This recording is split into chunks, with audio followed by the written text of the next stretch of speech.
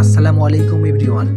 আজকে আপনাদেরকে দেখাবো নিজের এলাকা নিজের গ্রামের দহ, অর্থাৎ এটার নাম আমি দিয়েছি হাওর। আর কেন দিয়েছি, কিসের জন্য দিয়েছি, তা পুরো ভিডিওটি দেখলে আপনি বুঝতে পারবেন।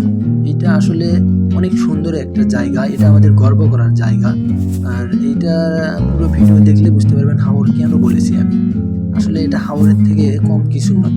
আর এইটা হলো আমাদের বগুড়া জেলার গাবতলী উপজেলার মহিষাবান ইউনিয়নের পিরির গ্রামে পিরির দহ বলা হয়। আপনারা দেখতে পাচ্ছেন আমি আব্দুল্লাহ কিন্তু নৌকাটা ওপার থেকে এই পারে নিয়ে আসতেছি। নৌকাটা ছিল ওই পারে, আমরা ছিলাম এই পারে, ডালিম ভাই বাবুল ভাই এরা ছিল এই পারে।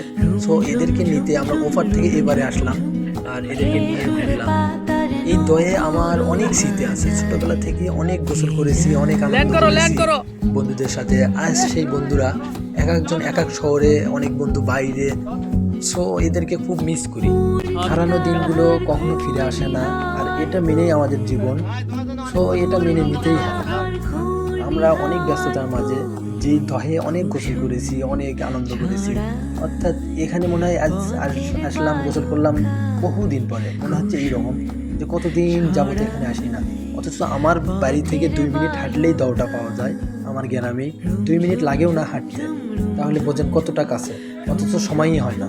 খেজুর পাতার নূপুর বাজায়, কে যায় যায়।